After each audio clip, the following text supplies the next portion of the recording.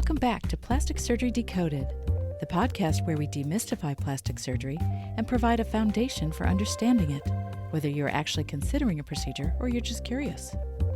As always, I'm your host, Dr. Regina Nouhan, and in this season number 4, you'll find a new approach, including interviews and covering a wide variety of subjects. But after you listen to this episode, I encourage you to go back and really explore the previous seasons, as they are full of valuable information. You get to pick and choose what to learn about next. Season 1 covers common aesthetic or cosmetic surgery topics and skincare, while Season 2 explains reconstructive surgery topics. Then Season 3 goes over general questions about plastic surgery. Remember that this podcast reflects my experience and opinion, as well as those of any guest interviewed. It is not intended to provide medical advice, nor is it a substitute for a formal consultation with your physician. So stay tuned for this interesting journey we'll take together in the ever-expanding world of plastic surgery. Let's go!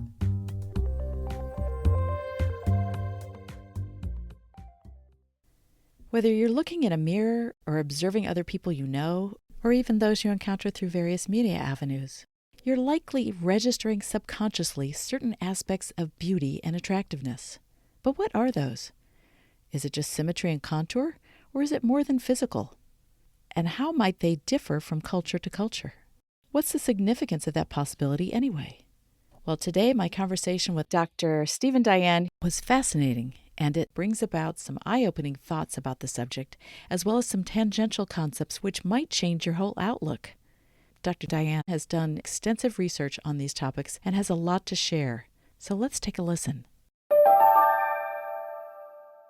Well, today I'm pleased to have Dr. Stephen Dayan, who is here with us from Chicago. Now, he is in private practice as a facial plastic surgeon. He's also a clinical assistant professor at the University of Illinois, and he's the founder of De Novo Research. Welcome, Dr. Stephen Dayan. Thank you for being here. Thank you. It's such a pleasure to be here with you. I appreciate it. Well, you have a fantastic facial plastic surgery practice in Chicago. Could you please describe the breadth or scope of your particular practice? What kind of patients are you seeing? What procedures are you doing? That kind of thing.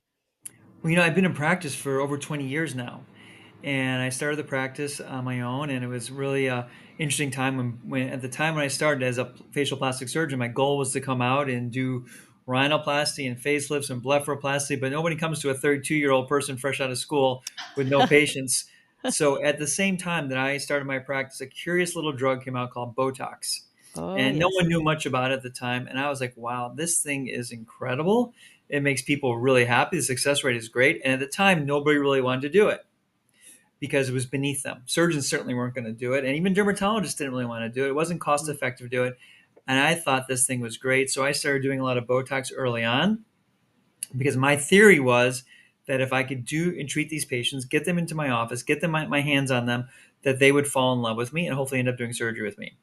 And it worked. Excellent. And 2007, I went back and looked at all the patients I saw my first 5 years in practice, and I was able to show that 42% of the patients who got Botox turned into surgical patients. And that's how I built my career.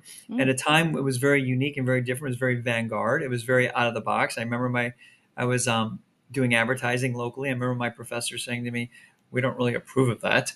And I got a website at the time. At the time, getting a website was considered rogue. Can you imagine that was rogue, having a website? Oh, And my yeah. professors at the university were like, we don't condone having a website. And I'm like, well, I think it's a good idea. It's kind of the future. Yeah. So I Look at us was now. a disruptor back then, just having a website. Now I can't even imagine the type of things we have today on TikTok and social media. So I built my practice that way. I became a specialist in rhinoplasty, have always done a lot of rhinoplasty and really liked that procedure. I quickly, early on, developed a research organization because I really enjoy research. I'm insatiably curious. I can't be satisfied there. And I'm always asking questions. So I got to the point where I started a research company. Now I've done, I think, close to 200 clinical trials, published over 200 papers. And research is a very big part of my existence and my practice. And that has led to teaching. And Yeah. I love to teach. I teach at the University of Illinois. How great. I have a fellow every year. I have residents who come through here, medical students. We teach from high school on up. So my office is always filled with students from all different levels, all different disciplines who are here always learning. And then I've expanded that to teaching worldwide. So I spent a lot of time as a keynote speaker in many different parts of the world. I taught an undergraduate course at DePaul University on the science of beauty, its impact on culture and business in America. And Yeah. that spawned a book, which then was called Sublimely Exposed, which became a New York Times bestseller in 2014. So I spend a lot of time outside of my practice. While I love surgery and I love the non-surgical aspects, of which I do quite a bit of, about 50-50 is my time split between surgical and non-surgical. Yeah. A lot of my time now is spent outside the practice teaching and sharing ideas with others. Oh, I think that's wonderful. So, I do think our listeners would love to know. You've given us a little bit of an idea of the extent of your research and your publication, but do you have some recent publications? Yeah, so I have a lot of recent publications that would interest many consumers, and those can be found on PubMed. And I think our medical providers know what PubMed is, but that's the catalog to find medical articles that have been published in peer reviewed journals. My recent research, which I'm incredibly excited about, the psychosocial dermal axis. I believe that we sense through our skin, and I believe our skin is our sixth sense Hmm. because it is an emotional organ. Our skin and our brains are intimately connected. They develop at the same time, both from ectoderm, the external component of our genealogical three different germ layers, which are developed in utero. When we're born, we develop our brain and our skin at the same time from the same layers. What that means is that we are embodied. So we have nerve endings in our brain that connect to our skin. And I believe that all the neurotransmitters that are in our brain, many of which are like dopamine, norepinephrine, serotonin, those really important, good, feel good neuropeptides are also in our skin. They're produced in our skin. And I believe our skin can sense others. We all know it when we see someone around the corner and we sense something. Women are better than men. Sorry, there is some difference there in gender, but women sense things better than men, especially when it comes to fear and beauty. And I published a few papers recently talking about how we use our skin to sense others and how that influences our emotions and our attractiveness levels. In fact, blind people can detect beauty. I've proven that. Oh my gosh. This is fascinating. Yeah, it's really an exciting area. And we recently proved that just by placing a topical product on your skin, you can improve the first impression you make, Hmm. but you can also improve sexual satisfaction. You can also improve how attracted you are to others, how attractive others seem to you. And it's all subconscious. We communicate through our skin. And where this is really going to make a big difference, and where I think all of our listeners recognize this, is everyone realizes the virtual world is not satisfying.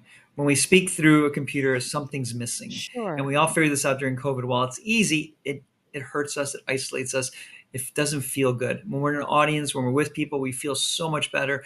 And that's because we communicate through our skin. We need that personal contact. And I think that as the future moves forward and we get towards AI can outcompute us, but it can't outfeel us. Ah, very good. And our emotional organ of our skin is going to become increasingly more important. So stay tuned as more and more products are going to start to be testing the emotional organ of the skin and how we communicate through our skin. So that's where a lot of my research is recently. I'm passionate about that. That's fascinating. And the second area where I'm conducting a lot of interesting research is on the GLP-1s. Some people know it as Ozempic or Ozempic face. I'm studying why that's having such an influence on aesthetics. And I've been doing a lot of good studies here now and researching this. Just recently published a paper on rapid facial aging. Do we actually look aged faster if we're on the GLP-1s? Because we are seeing patients come in who are losing a lot of weight and their faces seem to be aging. Yeah. And I put together a theoretical mechanism of action for why that's occurring. So that's two areas of focus where I'm interested in. And I know you had mentioned diversity. I published Yes. 7 articles last year on diversity in aesthetics. I spent the year traveling the world with my partner Sabrina Fabi. Yeah, that's what I wanna hear about as a facial plastic surgeon, of course, you're interested in beauty, but how did you become interested in delving into the world of beauty and attractiveness, as deeply as you have?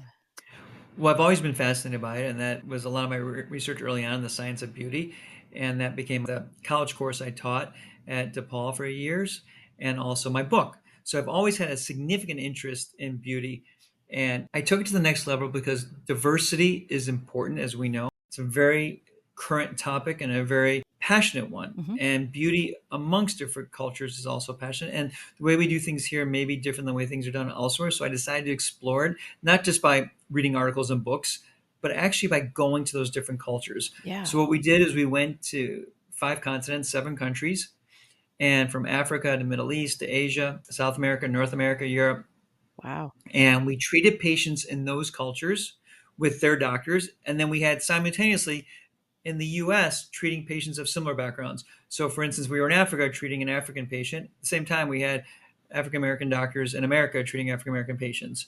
And we contrasted how we treat patients here versus how we treat patients in their native countries. It was very fascinating. I learned a lot, Yeah. but I will tell you the more I travel, where people see differences, I see similarities. Yeah. There's more and more similarities and differences, and I love focusing on our similarities Yeah. than our differences. Yes, those differences exist, but it's quantifiable, those differences, and the similarities are even more so, especially in a world that's becoming more globalized. Yeah.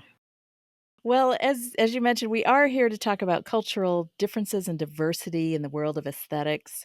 But I'd like to first, just for the listeners, discuss some of the basics of the concept of beauty in general. Let's start with, what is the biological purpose of beauty? So it's a great question you ask, and this is where people often get confused. Beauty is so much, beauty is skin deep, beauty is in the eye of the beholder. These are all wonderful colloquialisms, but really, if you want to study beauty from a biological perspective, we have to be very specific with the semantics. And beauty is something that's been argued and philosophized for millennium. Plato thought all things are beautiful. The Bible separated material beauty from spiritual beauty, that the Lord looks at things differently than man. And Confucius said everything has its beauty, but not everyone sees it. So there's lots of different ways to look at beauty, but really, as a doctor or a scientist, you want to know specific things. So if I ask you questions like, "Where's the first place a man looks when he looks at a naked woman?" or "Why are tan people more attractive?" There's reasons for this, and I can tell you why those are reasons, and they all exist back to survival. It's a Darwinian approach. Hmm. And if you look at it from an evolutionary biologist perspective, which I was a biology major in college, beauty has a very, very specific purpose. And that purpose is one thing and one thing only: survival of our genes. Hmm. We have one reason to be on earth from a biological perspective. This is not spiritually, this is not material, this is not religious, but we're here to procreate Hmm. and create a better species, to find the ideal mate and create a better offsprings that are going to survive. That's our biological purpose. So if we look at beauty from that perspective, which is a very politically incorrect perspective, but also a very raw one that's easy to study, Sure. beauty is helps us to find the ideal mate so that we can procreate, and we want the best genes to go into the pool. So that's our purpose from a biological perspective. So I think that beauty is a subconscious form of communication. It's evolutionarily preserved, and it's consistent throughout all of nature. It says, "I'm healthy, I am well, and I have good genes." Yeah. It's how we communicate, and it correlates with vitality or fertility. Hmm. That's the scientific definition of beauty as I see it. Yeah. Now, that's vastly different than attractiveness. And as a plastic surgeon or a cosmetic physician or provider, what we do is we make people more attractive, which is completely different. Related, but different. And you have to separate the two. I can make someone more beautiful, but it doesn't necessarily mean that they're going to be more attractive. There's plenty of things that are beautiful and people that are beautiful that are unattractive, that are ugly by the way they speak or talk or present themselves. And there are many things that we'd say physically aren't necessarily beautiful, but are incredibly attractive Hmm. because they exhibit things that we want to be associated with. So attractiveness is related to many things, from posture to hairstyles to endorments to cultural differences. But most importantly, the one thing that makes us most attractive, and this is consistent across all cultures, all species, all throughout nature, that one thing that we find most attractive is confidence. And the Yes. person who walks across the room, who struts across the room with confidence, we all want to be associated with. That's attractiveness. The more confident you are in who you are, the more money you make. The more confident you are, the more likely you are to be married and be partnered. The more likely you are to stay in your relationship. Confidence breeds what our patients are asking for.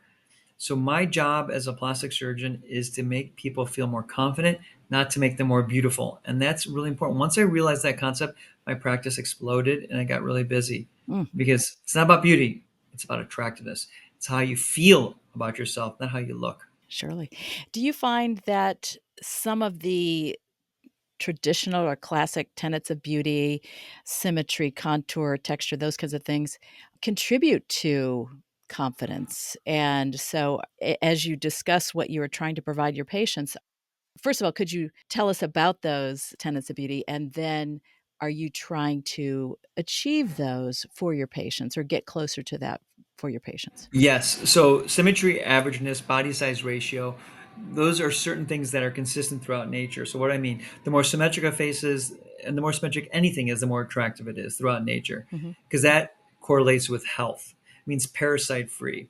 The more average something is in society, and it's a hard thing to explain. It's called conophilia. It means the middle of the road. The more something is in the middle, the more attractive it is. So if you look at a society that's a multicultural society, someone who's a blend of all those different cultures is what we find most attractive.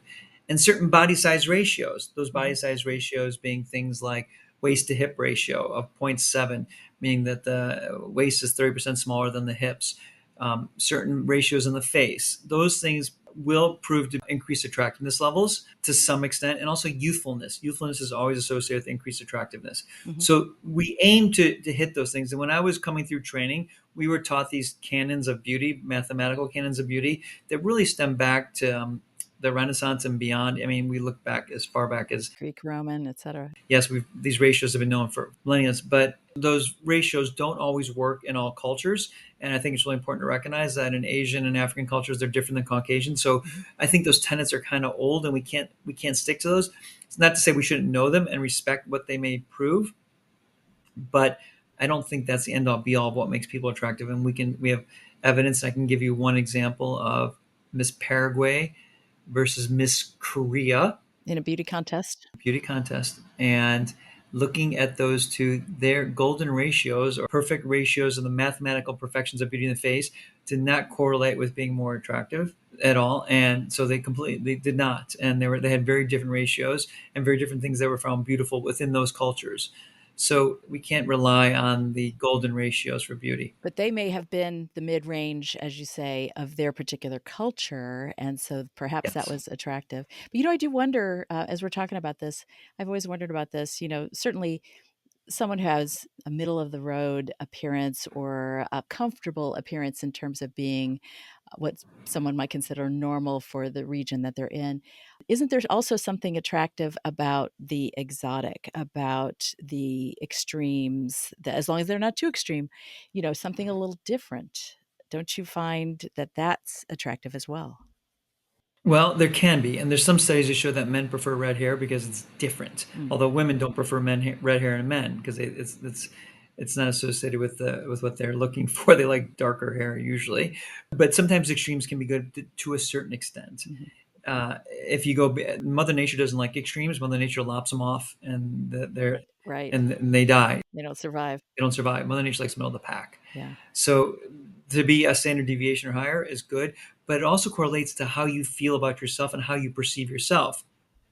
So if you see yourself at a certain level of attractiveness, you tend to choose a mate at that same level of attractiveness, which is really interesting because how you perceive your own attractiveness level correlates to the attractiveness level of the person that you choose, but you may not be attractive. In other words, if objectively, if you look at someone and they're on a scale of 1 to 10 of 5, but they think they're an 8, then they'll go for a mate that's an 8, even though people think they're not that good looking. So That's fascinating. you tend to overinflate how you look. Men do for sure, more so than women, but you tend to choose a mate that you think is your level. Mhm. So the question comes, do we settle? And the answer is no. This is a study done by a guy named Montoya, done many years ago. I love these trials were done years ago. You don't do them much anymore today because I think today there's just too much backlash. These things wouldn't get published. Yeah, right.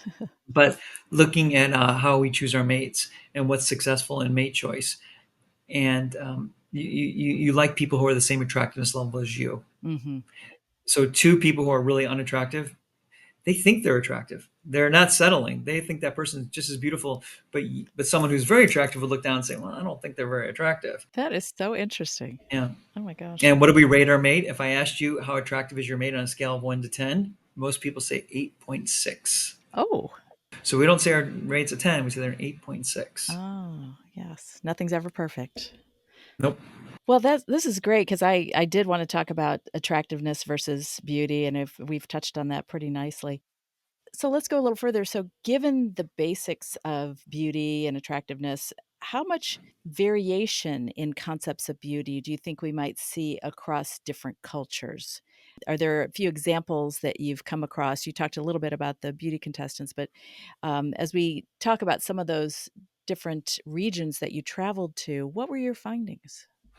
So there's a great study by a guy named Hanekamp, and he did a trial looking at how much beauty is shared and how much is private. In other words, what percentage do we all have the same, and what percentage is private that we individually like? So it gets very nuanced, Hmm. and the science is very difficult to understand. But about 50% of what we all find beautiful is consistent amongst all of us. About 50% is private. So it's individual. So if you go across cultures, if I drop you in the middle of Papua New Guinea and said, who's the most attractive person in this tribe? At first, you'd have difficult time determining that because you're focused on all the differences. Mm. But once you start to get used to being in their tribe and get used to seeing what's beautiful to them, you will start to find the same person who they find most beautiful in that tribe like them. It takes a while to adapt, but we acclimate to it. Wow. But at first, we don't see it. So the first time you see an Asian person, you think they all look alike, perhaps. But then you start to know the differences. Then you can start to tell who's Thai, who's Korean, who's Vietnamese. And then you start to see what's most attractive in their culture. So you become used to it, you adapt to it, and then you start to see what's beautiful in that culture. Now, every culture has differences that they find beautiful that we may not find attractive here. And it's really interesting to look at those differences. And if you grow up in that culture and then you come to the US or you come to the Western culture, you start to change on what you find attractive. Hmm. So if you live in that culture, you stay in that culture. For instance, if you live in the Mersey tribe of sub-Saharan Africa, you might like a lip plate of 14 centimeters to make your lip expanded. Wow. You and I would look at that and be like, we don't find that very attractive, but they do. But if they saw a person with collagen in their lips, they may be like, well, that's not very attractive. Right. But both are doing the same thing. Both cultures are highlighting a secondary sexual characteristic, which is feminine beauty, which is the lips, Hmm. because lips equate with beauty in both cultures. We just have different ways of highlighting that beauty. Got it. But lips correlate with fertility. And when a female ovulates, her lips swell ever so slightly. They become more injected with blood. In other words, they become fuller, redder, thicker. Now, does she know that's happening? Probably not. Hmm. Does the mate that she's trying to attract know that? Not consciously, but subconsciously, we pick up on that. We say, wow. Yeah. So lips are general mimickers. And one of the reasons why women like deep, red, thick lips is because they identify with fertility, youthfulness, and ovulation. But in Africa and sub-Saharan Africa, they have a different way of showing that than we do. So that might be beautiful. Now let's go to like Asia. There's things there that are different. In Asia, a submissive face and a face that looks more youthful, infant, is more attractive in their culture, and one that's less expressive. Interesting. So you'll often see in Asia a female face that's demure, the head is down, the chin is small, Hmm. eyes are big, and you see it in their animations, you see it in their advertisement. That has been consistently an attractive feature there. Not the overexpressive, westernized feminine female who is able to express herself. That's not attractive as much as in their culture a more diminutive face is. Mm. So now look at things like botulinum toxin, which we inject intradermally in Asia. It's very popular to inject it there because it's great for skin quality. But does it also affect expression ever so slightly? Yeah. You can't really see it, but maybe it does ever so slightly. Well, that becomes a popular treatment in Asia where it's not so popular in the US because it may take just a little bit of our expression away, Right. which may not go with what we find attractive. Now let's go to the Middle East. Depending on what kind of hijab they're wearing or headscarf, alters what is the treatment regimen. So while we may look at these faces and oftentimes they may have a wide jaw, they don't care to have that treated. Where they care to have treated, the almond shaped eyes is critically important, Oh, most important, and they like a wide upper third upper third of the face. and almond shaped eyes. So the headscarf falls in a triangular pattern. So you're going to see a lot of treatment for temples in that area. We wouldn't treat those temples Hmm. or forehead. We wouldn't treat that, but that's what they're doing, or really doing a lot to get the eyes to be almond shape or to have a vector that goes superiorly. The part of the face that's the most noticeable, everything else is covered up. So how interesting. Yes. Interesting. And body image there is much higher. It's interesting, right? They wear long, well, depending on the exact culture and the type of scarves and body wear, they may be covered up, but yet their self-esteem on their body is higher than it is in the US. Isn't that interesting? Yeah. So I love the differences in culture. South America. If I said to you, and you're going to get everything, everyone gets this answer, but who likes the largest butts? South America. Ah, Looking at butt size, South American doctors and lay public like bigger butts. So the butt is much more important in South America. So in Brazil, breast implants are not as popular as Brazilian butt lifts. right. And you will see that very popular. Now, the cultural question is why? Why is it like this? Hmm. So it comes down to socioeconomics in theory. Cultures that are evolving or emerging or are less socioeconomically developed tend to like features on the body that signify fertility and that can be a childbearing. So a butt that's bigger means a lot of health, means you can support a baby. So those things tend to become more important in cultures that are emerging or that are a little bit behind. Now, if you look at Europe, which is considered very progressive and culturally advanced, things like butt size and breast size, lip size are the smallest. Hmm. Of all the cultures, when looking at breasts, lips, and butts, Europe likes the smallest sizes. Because in those cultures, you just assume people are healthy. You don't have to look at their health on their body. Whereas South America and Africa like the biggest sizes. So that it tends to follow socioeconomic development. So the most important part of a female body to a man, place he looks first is the waist to hip ratio. So a naked woman standing in front of a man, he doesn't look at the breast or the genitals or the face. He looks at the waist to hip ratio. And that's what his eye picks up on like that. Because the waist to hip ratio, you can see in any silhouette and any degree from behind, from the side, from three quarters, and you can see it at a distance. So the man's eye goes there first. Wow. I would not have guessed that. Doesn't matter if she's overweight. That's amazing. And, as you're talking about some of these features being signs of fertility, et cetera, I do want to emphasize that you're meaning these are subconsciously registering in the observer's eyes, right? Very important, good point. And that has got two things that you just brought up that you have to mention. One is this is the subconscious. Two is this is studies that are done over the last 50 years or so. They're not everyone. There's always differences because people are like, well, that's not how I feel.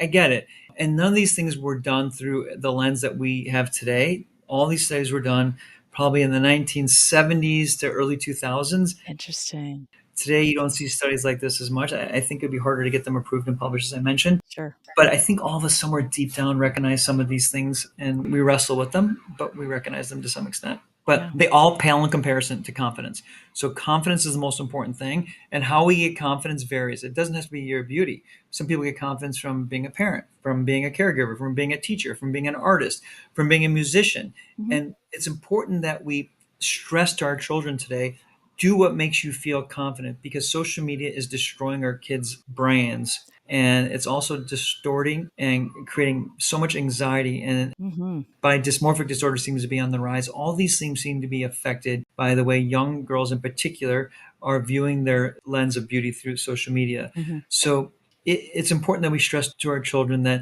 attractiveness comes in many different parcels and whatever makes you feel confident is going to make you more attractive. So ditch the phone, spend time doing music, spend time in sports, whatever makes you feel good about yourself. That's your direct route to being attractive. Wise words. I love that. Well, let me go back a little bit. I'd like to know if these cultural differences in preference of appearance and the concept of beauty, have you noticed maybe through your research that those preferences change over time? Do they follow trends? Or are there just some consistently ideal traits among all cultures which don't seem to vary much? So this is a great question, and this has been debated for generations, especially since TV came out. Hmm. Because everyone always thinks that beauty trends are going to be there for a while. Do we like short hair or long hair? Do we like different colored hairs? Right. Do we like big lips or small lips? So there's some recent trials looking at lip size, and if you're exposed to larger lips, do you tend to like larger lips? And Kate Goldie and Sabrina Fabi did a study on this, looking at lip size and perception drift.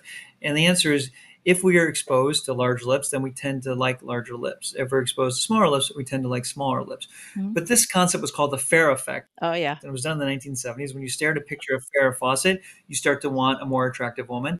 Men who work in spaces of like modeling agencies want more attractive women. So they get exposed to these people. What you're exposed to is what you think you deserve and want. Expectations. Yeah. Now, the question you asked, I think, is a really good one is, does that stick? I tend to be a little bit more of a purist on this. And I think that we have certain nature derived norms that we like that have been developed over eons, not over just 5 years or 10-year trends Mm. that are consistent, that always equate with fertility and youthfulness. And I think those trends stay the same.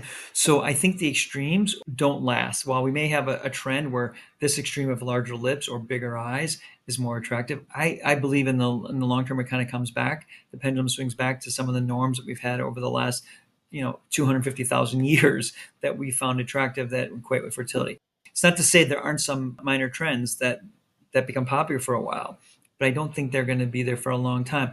I do believe though that as we become more multicultural and more globalized, that what becomes the average shifts. Oh, So, for instance, if you look at America in the 1950s, Twiggy was considered beautiful. Twiggy, many people who are listening don't know who she was, but she was a popular icon in the 1950s. She had very big eyes, small chin, small nose. She looked very infantile, but that was the pretty look then. and she was very slender, so small butt. Very slender.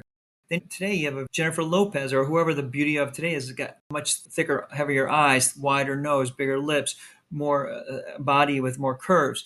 That's more attractive today. Well, of course, look at our population. It's 50% is non-Caucasian. It wasn't like that in the 1950s. We were 80% Caucasian. So as the norm of the US changes and becomes more multicultural and we start to see images of beautiful people around the world, we tend to change also and everyone starts to become more towards the middle. Yeah, And I think that is a slow shift of the pile. So while the extremes go very far, I don't think they last, but I think the whole pile moves a little bit. yes, kind of homogenized. Yeah, that's really fascinating.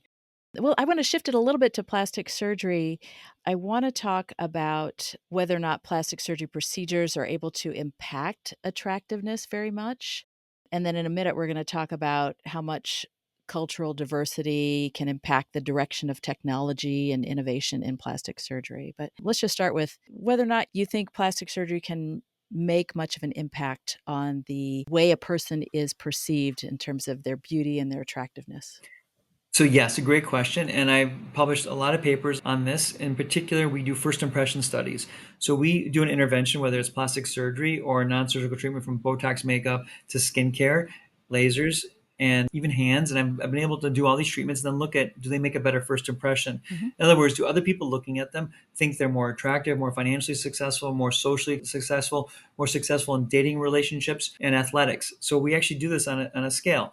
I've done this for years, since 2004, looking at to see the influence that our procedures have on the impression that you make to others. So observer reported outcomes, it's called. Sure. And the answer to that question is yes. Plastic surgery makes someone look more attractive and they score higher. So the observers don't know what this person had done. They just rate them on a scale of 1 to 10. Right. And they never see the same, they don't see a before and after picture. They never see the same person twice. So there's 300 observers, we get 20,000 impressions.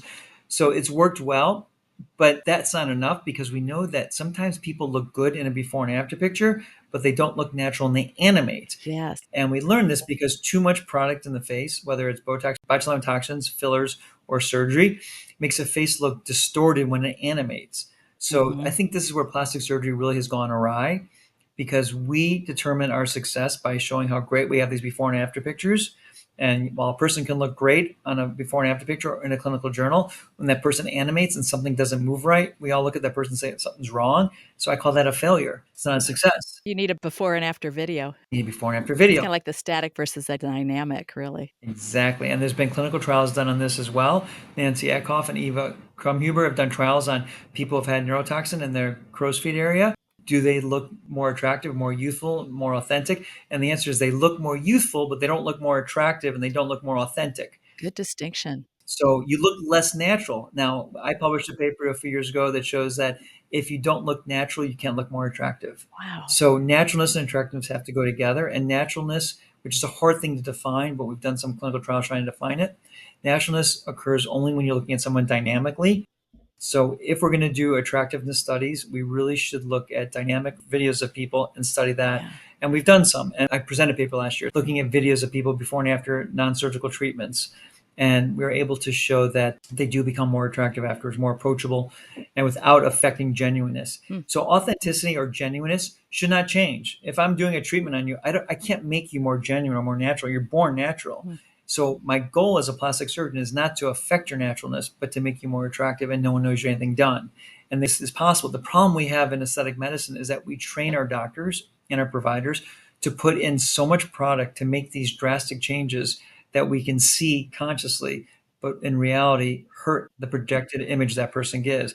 Mm, Because if you can tell something was done, you fail. No one should know. They should look at that person and say, wow, they look really good. What they have done. That's how you make someone more attractive. yeah. And it's counterintuitive to the way we do clinical trials and the way that we evaluate each other in presentations and the way we evaluate each other in published research. Do you think there is a kind of a catch-22, an endless spiral going on? Patients, whether from social media or whatever, they expect more. And so the provider, the surgeon feels that they have to do more in order to satisfy the patient when they're actually impairing their attractiveness, as you say.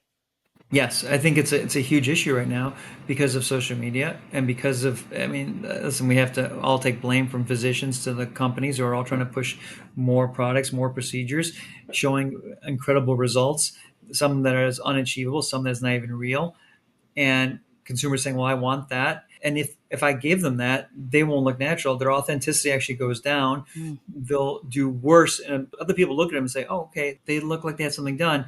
But that doesn't increase their attractiveness levels. It actually hurts them.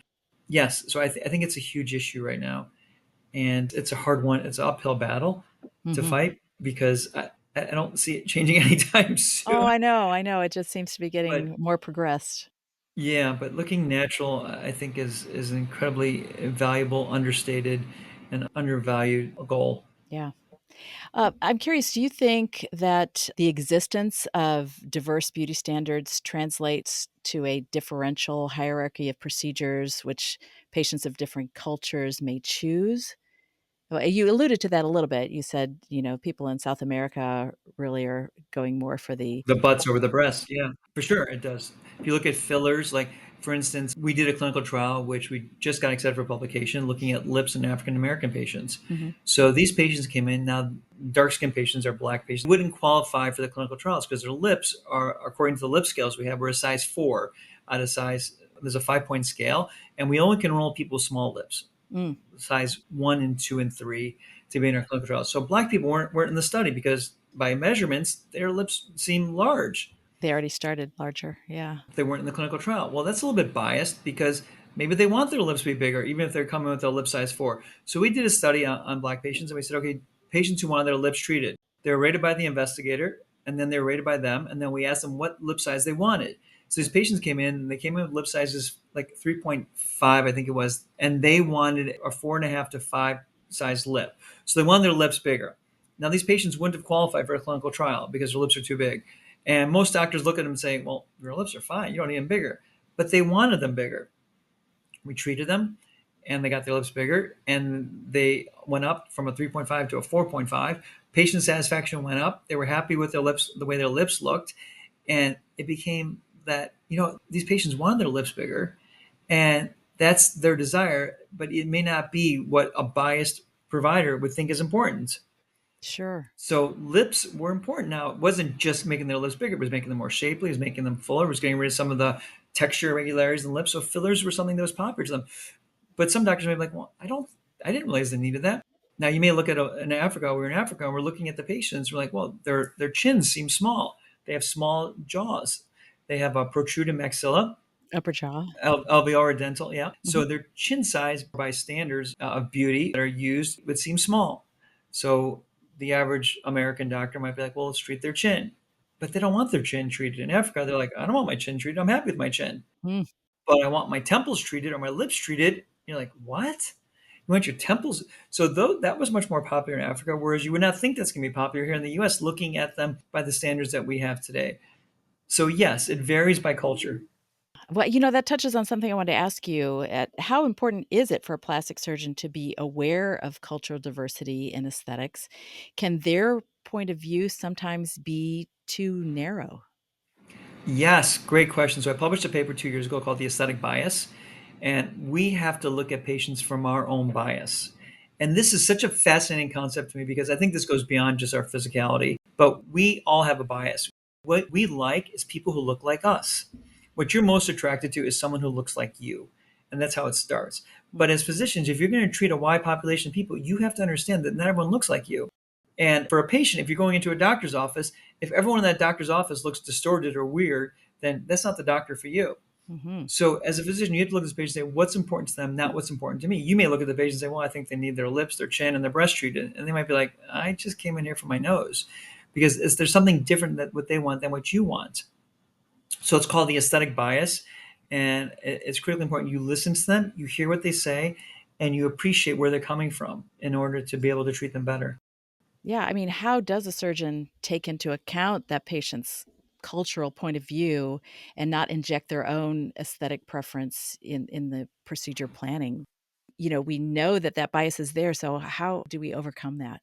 Well, we don't know that bias is there. And that's what I argued in my paper. I said most doctors don't realize they have a bias. Ah, And it's also based on your training. A plastic surgeon looks at a face different than a dermatologist or a facial plastic surgeon. absolutely. They all see different things. So the way I argued in this paper, and what I wrote as a cure, is that you've got to expose yourself as far as you can to many different disciplines, ideas, publications, and cultures. So if you expand your reference range, that's the key, is expanding your reference range. Hmm. So when I traveled the world, I came back a different person because I see faces differently because I saw how they're treated in different places. If all you are is living your narrow little world of just what you're used to and what you're seeing, well, then you're never going to see outside of that world, and you think everyone wants to look like you. And that's not necessarily true. Yeah. So if you want to treat a wider population, you have to expand your reference range. But I think it behooves everyone to just at least be aware of it.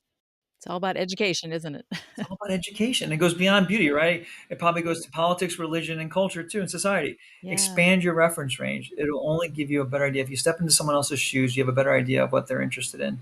Yeah. Gosh. I want to go back to one quick question that I just think is interesting. I'm curious about your take on it. How much can all the cultural diversity that we're talking about impact the direction of technology and innovation in plastic surgery? Do you think that drives it a fair amount or not so much? If diversity is directly related, it's probably because something becomes popular in another culture and then it comes here, or vice versa. Certainly, like in Asia, skin lightening is incredibly important. Ah, And, hmm, we get a lot of our ideas on skin lightening that comes from Asia. That's for sure. South America, Brazilian butt lifts became sure. incredibly popular. Good example. So we start to adopt that. Those are two things. Europe has a lot more relaxed standards for getting out to market. So we learn a lot from our European colleagues. So oftentimes products, devices are approved first there and then come here. Mm. So we learn a lot from that as well. So every time I go to a European meeting, I come back and say, wow, I can't wait to try this or that. When it becomes unrestricted. Yeah. Yeah, US tends to be difficult to get things across our FDA. So we're like the last to get products. So I think there's a benefit to learning elsewhere. Now, I will tell you that I do a lot of research, and I would say half the products or devices we test don't make it. They seem like they're great, but we do the studies, and the results are fair, or they're not that great, or even sometimes they're bad. And I've got plenty of examples of products that never made it to market that didn't turn out. Different iterations may turn out that work well, but that's part of research. You Sure. can't expect everything to work. Gosh, well, Dr. Stephen, Dayan, you have been a wealth of knowledge for us, of interesting information. Thank you so much for sharing your time. I wonder if you have any final thoughts for listeners about our subject today or just about plastic surgery in general. Well, I think that the most important thing I want to get across, and I know I've mentioned it a couple times, but I want to end with it, is that attractiveness is what we seek. It's about how we feel about ourselves, not about how we look. And I want to move away from the physicality of beauty, which is important. I'm not saying it's not, but to the emotional improvements of attractiveness that occurs through confidence, and to seek out that confidence. And when you seek out a physician, go to someone who's going to listen to you, and go to someone who's not going to overtreat you. And sometimes a plastic surgeon may not be the answer. It may be elsewhere for you to find what makes you more attractive. That's a wonderful way to look at it and wonderful way to end our session here. Thank you so much for being here. Thank you for having me.